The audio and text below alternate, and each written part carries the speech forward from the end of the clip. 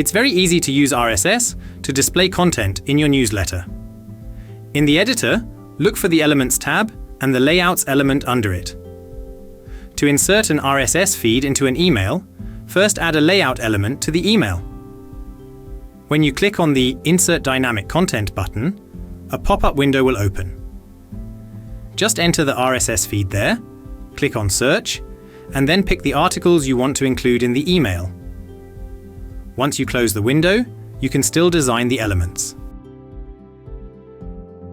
If you want to send RSS feeds regularly, please test the automation template. Send your blog posts.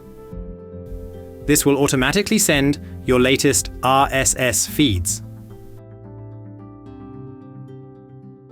Here you see which template you need for the RSS feeds. Check out our Help Center for more details on how to create your emails.